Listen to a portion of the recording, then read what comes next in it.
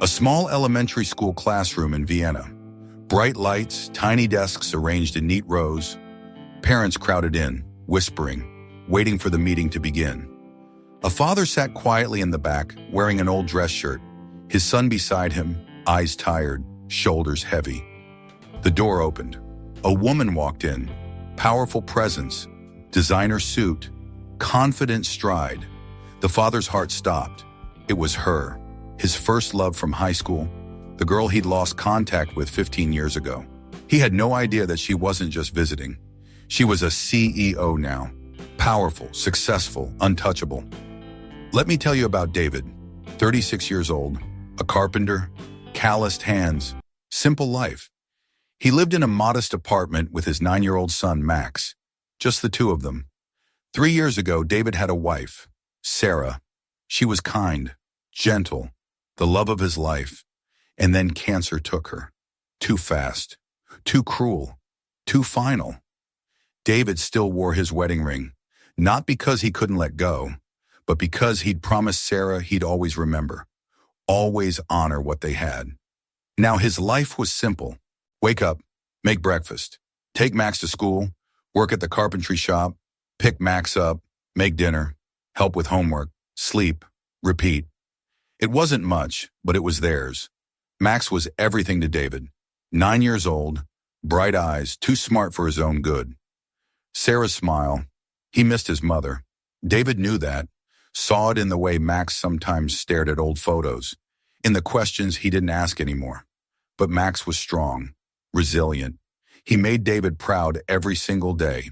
Then came the parent-teacher conference. "Papa, you have to come," Max insisted. "All the other parents will be there." "I'll be there, buddy.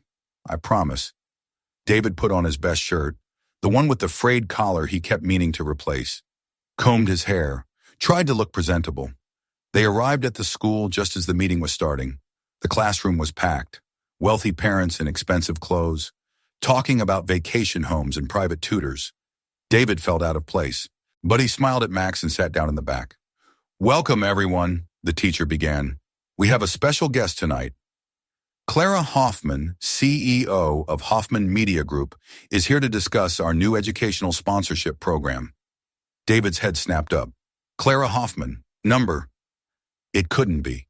But then she walked in, 15 years older, more polished, more confident, but unmistakably her. Clara, his Clara. Well, not his, not anymore. Not for a long time. Their eyes met across the crowded room. For a moment, everything stopped. Clara's professional smile faltered. Her eyes widened. "David," she mouthed silently. He could only nod. After the presentation, parents mingled. Clara made her rounds, shaking hands, discussing the program. But David saw her glancing at him, saw the question in her eyes. Finally, she made her way over. "David, it's really you." "Hi, Clara. It's been a long time. 15 years. They stood there, the noise of the crowd fading around them. "You look good," Clara said, though her eyes betrayed the lie. She could see the exhaustion, the weight he carried. "You look successful," David replied. And it was true. She radiated confidence, power, everything she'd always wanted. "This is Max," David said, putting his hand on his son's shoulder. "My son." Clara's expression softened. "Hi, Max. Your father and I went to school together, a very long time ago." "Were you friends?" Max asked innocently. Clara smiled sadly. "Yes, we were very good friends." Later, as people were leaving, Clara pulled David aside. "Can we talk?" "Not here. Not now. But soon?" David hesitated. This woman belonged to a different world now, a world of boardrooms and luxury. What did they have to talk about? But her eyes, those same eyes from 15 years ago, still kind, still hopeful. "Okay, sure." That night, lying in bed, David stared at the ceiling. He thought about Clara, about high school, about the girl who'd dreamed of being a teacher, who'd loved books and laughter and simple things. He thought about the promises they'd made, the plans they'd had, and he thought about how she'd left for university abroad, how they'd tried to stay in touch, How eventually life had pulled them in different directions. He touched his wedding ring. "Sarah," he whispered to the darkness, "I came to hear about Max's grades." I didn't expect to hear my old heart beat again. Clara started coming to the school more often. "Just checking on the sponsorship program," she'd say. But everyone knew she was there for more than that. She'd stop by Max's classroom, bring books, help with projects, and Max adored her. "Papa, Miss Clara is so nice," he'd say. "She helped me with my presentation today. She said I did a great job." David would smile and nod. But inside something twisted. His son was getting attached to a woman who would eventually leave, who belonged to a world they could never be part of. One evening after school, Clara found David waiting in the hallway. "Do you have a minute?" she asked. "For you." "Always." They walked to the school library. Empty now. Quiet. They sat across from each other at a small table. "Tell me about your life," Clara said. "Everything I've missed." So David told her about meeting Sarah in college, about falling in love, about Max being born, about the diagnosis, the treatments that didn't work. Final goodbye. "I'm sorry," Clara said, tears in her eyes. "I'm so sorry." "Thank you. It's been 3 years. We're managing." "You're doing more than managing, David. You're raising a wonderful boy. Alone. That takes incredible strength." David shrugged. "I don't have a choice. He needs me." Clara's turn came next. She told him about university, about starting at the bottom of the media company, about working 18-hour days, about climbing the ladder until she reached the top. "I achieved everything I set out to do," she said. "CEO by 35, just like I planned. You must be proud." "I am." "But," she trailed off, staring at her hands. "But?" David prompted. "But I'm lonely, David. I have a corner office with a view of the entire city. I have more money than I know what to do with. I have power and influence and respect." She looked up at him. "And I eat dinner alone every night. I go home to an empty penthouse. I wake up and realize I have no one to share any of it with." David reached across the table and took her hand. "Success without someone to share it with is just expensive loneliness." Clara squeezed his hand. "When did you become so wise?" "When I lost everything and realized what actually mattered." Over the next few weeks, they fell into a routine. Clara would visit the school, help Max with his projects, stay for dinner at David's modest apartment. She'd sit at their small table, eating simple meals, laughing at Max's jokes, and David would watch her, see how she'd light up around his son, how the CEO veneer would fade, and the girl he'd once known would shine through. One night after Max had gone to bed, David and Clara sat on the small balcony. "I fixed something for you," David said, pulling out a small wooden box. Clara opened it. Inside was a carved bird, delicate, beautiful. "You remember," she whispered. "Of course. You used to draw birds all the time in class. Said they represented freedom. I can't believe you remember that." "I remember everything about you, Clara." They sat in silence, the city lights twinkling below. "I miss this," Clara said softly. "This simplicity, this realness. You can have it any time you want. Can I? I'm not sure it's that easy." Max started calling Clara his special teacher. One day he drew a picture. 3 stick figures holding hands. Him, his father, and Clara. He titled it, "My Family." When Clara saw it, she started crying. "Sweetheart, this is beautiful," she said, hugging Max tight. "Do you like us, Miss Clara? I love you both very much." David, watching from the doorway, felt his heart crack open. Late one night, David was working in his small carpentry shop when Clara appeared. "I'm sorry. I know it's late. I needed to see you." "What's wrong?" Clara paced the small space, running her hands through her hair. "I can't stop thinking about us. About what we were. About what we could have been." "Clara, no, let me say this. When I left for university, I thought I was chasing my dreams. And I did. I caught them. I have everything I thought I wanted." She turned to face him. "But what if I was chasing the wrong dreams, David?" What if the life I was supposed to have was right here, with you? David set down his tools. You can't think like that. You've built an incredible life. You're successful, powerful. You've achieved things most people only dream about. But I'm not happy. I'm successful and empty. I have everything except the only thing that matters. What's that? Love, family, a home that feels like home. David crossed to her, took her hands in his. Clara, you don't belong in my world. You belong in boardrooms and galas and magazine covers. What if I don't want that anymore? What if I want tiny apartments and simple dinners and stick figure drawings? You'd give up everything you've built? Clara smiled through her tears. I wouldn't be giving it up. I'd be adding to it. You and Max, you'd make it all worth something. That night, Clara wrote in her journal, success doesn't fill the empty spaces, but maybe a small family can. Maybe it's not too late to have both. The problem started 2 weeks later. A photo appeared in a business magazine. Clara laughing. At David's carpentry shop. Casual clothes, no makeup. Looking genuinely happy. The headline CEOSLUMMINGIT. Hoffman Media's Clara Hoffman, spotted with local carpenter. David saw it first. His stomach dropped. When Clara arrived that evening, he showed her. She read it, her face hardening. This is nothing. Just tabloid garbage. Clara, this could hurt you, your reputation, your company. I don't care. Well, you should. The board meeting was brutal.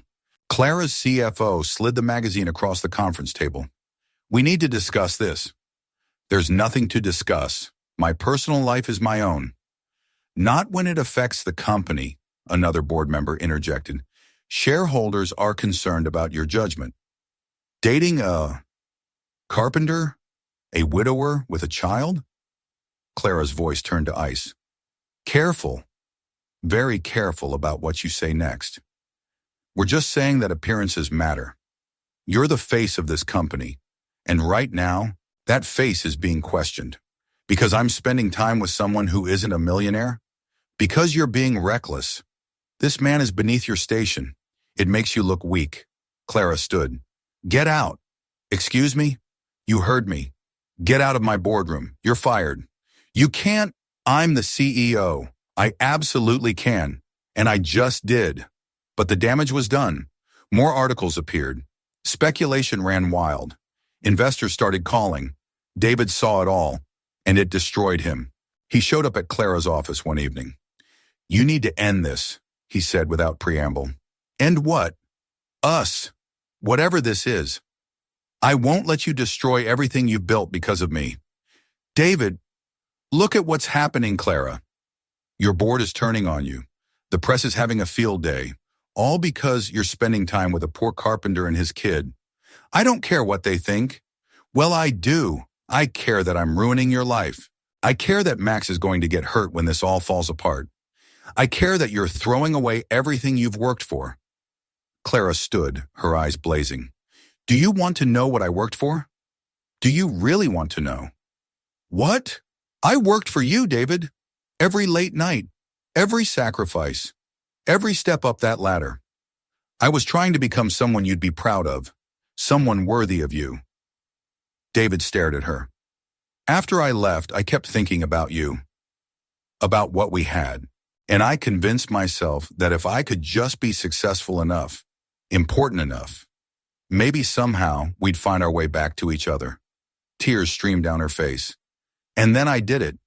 I became successful, important, powerful. And you know what? It didn't matter, because you weren't there, and none of it meant anything without you. Clara, so don't you dare tell me to walk away. Don't you dare tell me that my career is more important than you and Max. Because you're the only thing that's ever been important. You always were. The press conference was scheduled for the following morning. Clara's PR team begged her to prepare a statement, to distance herself from David, to protect the company. She ignored them all. When she stepped up to the podium, the room was packed. Cameras everywhere. Reporters shouting questions. Clara raised her hand for silence. I'm not here to make excuses. I'm not here to apologize. I'm here to tell the truth. She took a breath. 15 years ago, I left Vienna to pursue my dreams. I left behind family, friends, and the boy I loved. I told myself it was the right choice. That success would fill the hole I'd created. It didn't. I built an empire. I achieved everything I set out to achieve, but I was empty, lonely, lost. And then a few weeks ago, I walked into a parent-teacher conference, and I saw him again. David, my first love. The boy I never stopped thinking about. Murmurs rippled through the crowd. He's a carpenter now, a single father raising a beautiful 9-year-old son. He's not wealthy. He doesn't have a corner office or a designer wardrobe. He has calloused hands and an old shirt and a heart bigger than any I've ever known. And he makes me feel like I'm home. So to everyone who thinks he's beneath me, you're wrong. He doesn't bring me down. He lifts me up. He reminds me of who I was before the money and the power.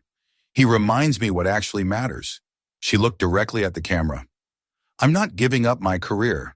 I'm not walking away from my company, but I'm also not walking away from him, from them, from the family I've found again.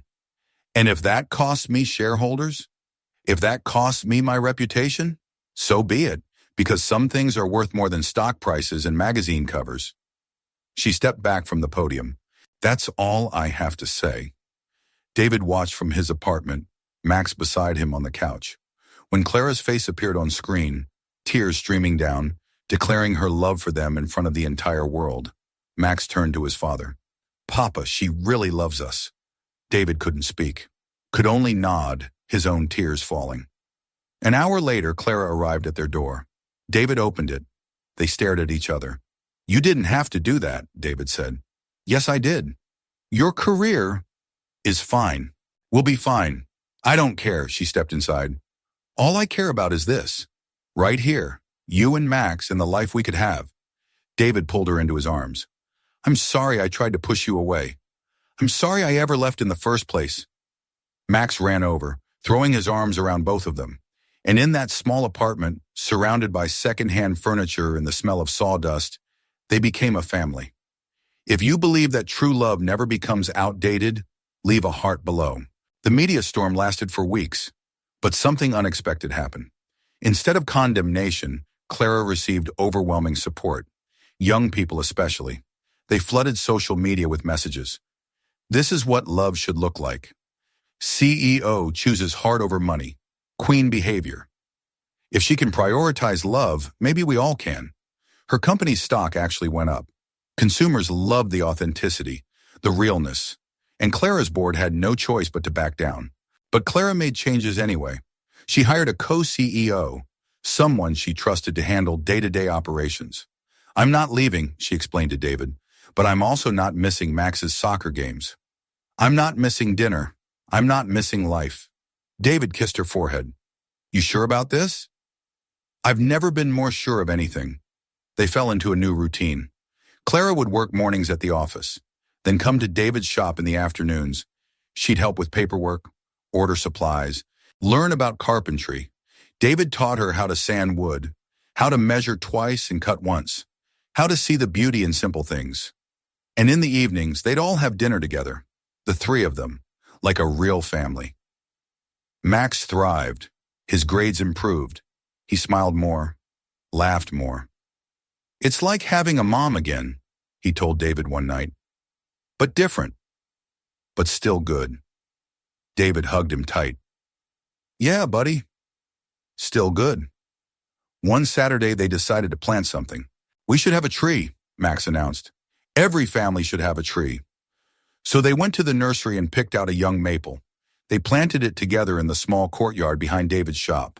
All three of them digging, laughing when they got dirt on their clothes. This tree will grow with us, Clara said, patting down the soil. It'll be here for years and years. Like you, Max asked. Clara looked at David, then back at Max. Yes, sweetheart, like me. Late one night, David found Clara sitting by the window, staring out at the city lights. Can't sleep?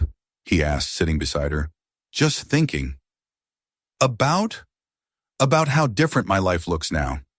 A year ago, I was working until midnight every night, eating takeout at my desk, sleeping alone in a huge empty penthouse, She turned to him. And now I'm here, in this tiny apartment, with you and Max, and I'm happier than I've ever been. David took her hand. You gave up a lot. I didn't give up anything. I traded empty success for real life. That's not a sacrifice. That's a blessing. She leaned her head on his shoulder. I just wish I'd figured it out sooner. We lost so many years. But we have now. We have the future. Do we? Clara asked quietly. David, I know we're together. But what are we? Where is this going? David was quiet for a long time. Then he stood up and walked to his bedroom. Came back with a small box. I've been carrying this around for 2 weeks, he said, trying to find the right moment. But maybe there's no such thing as a perfect moment. Maybe you just have to take the leap. He opened the box. Inside was a simple ring. Not expensive, not fancy, just a thin band of gold with a small stone. It's not much, David said. I'm not rich. I can't buy you diamonds or luxury, but I can offer you something real, something honest. He got down on one knee. Clara, I loved you when we were kids. I lost you, and then by some miracle I found you again. And I'm not losing you again. Not ever. Clara's hands flew to her mouth. I don't have much to offer. Just a small apartment, a carpentry shop, a 9-year-old who's going to need braces soon, and a heart that's been waiting 15 years to be yours again. Will you marry me? Clara dropped to her knees in front of him. Yes, yes, God, yes.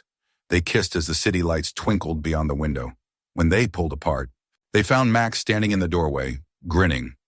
Does this mean Miss Clara is going to be my new mom? Clara laughed through her tears. If you'll have me. Max ran over and threw his arms around them both. Best family ever. A few days later, Clara moved in. Not to a penthouse, not to a mansion, to David's small apartment above the carpentry shop. She downsized everything, simplified, let go of all the things that didn't matter. Her assistant asked if she was sure. More sure than I've ever been about anything, Clara replied. The maple tree grew, just a little, but enough to show it was taking root. Max would check on it every day after school. It's getting bigger, Papa. Just like our family. And it was true. Their family was growing, not in size, but in love, in happiness, in rootedness. They were becoming something permanent, something real, something worth waiting 15 years for. If you believe that old wounds can bloom into happiness, hit like to share this hope. 6 months later, David's carpentry shop had a new sign, Hoffman and Sons Woodworking. Clara had insisted on the name. We're partners now. In everything. The shop was thriving. Clara's business sense combined with David's craftsmanship created something special. They made custom furniture, pieces that told stories. That meant something, and people loved it. One morning, Clara came downstairs and found something on the workbench. A wooden table. Beautiful. Smooth. Perfect. And carved into the surface. So small you had to look closely to see it. David, Clara, Maximum. 3 names, 1 family. Clara traced the letters with her finger, tears streaming down her face. David appeared behind her, putting his arms around her waist. Do you like it? It's perfect. When did you make it? I've been working on it for months, wanted to surprise you. It's the most beautiful thing I've ever seen. It's for our home, our real home, the one we're building together. Clara turned in his arms. About that, I have something to tell you. What? She smiled, nervous and excited. I found a house. Nothing fancy, just a small place with a yard. Room for Max to play, room for the maple tree.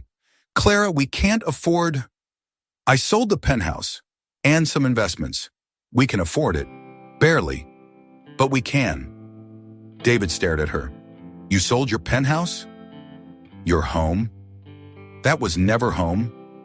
This is home. Your home. She pressed her hand to his chest. Wherever you and Max are, that's where I belong.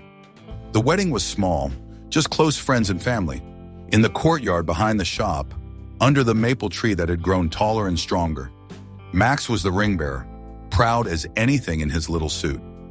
Clara wore a simple white dress, no designer label, no extravagance, just beauty and honesty. David wore his best suit, the one he'd bought for Sarah's funeral.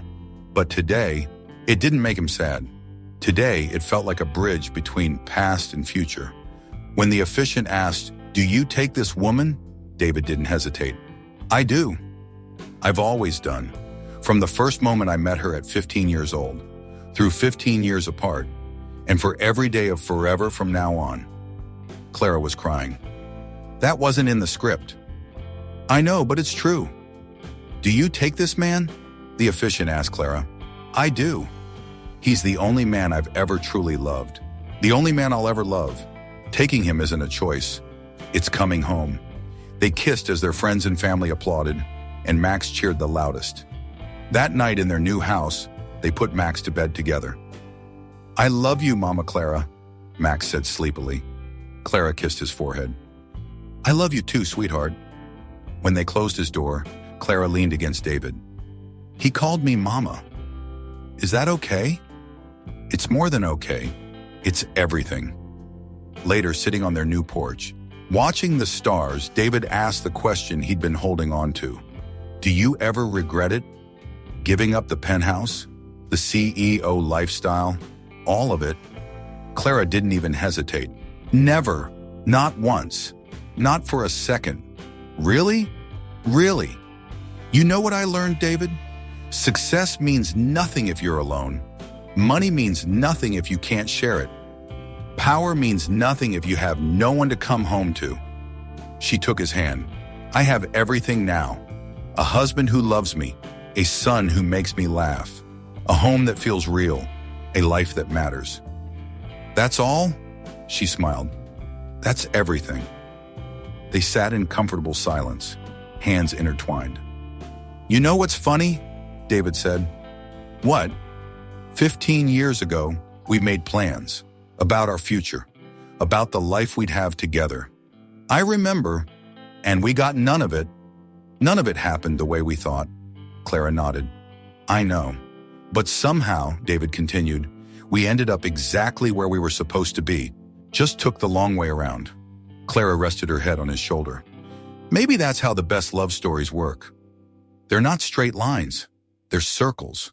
They always find their way home."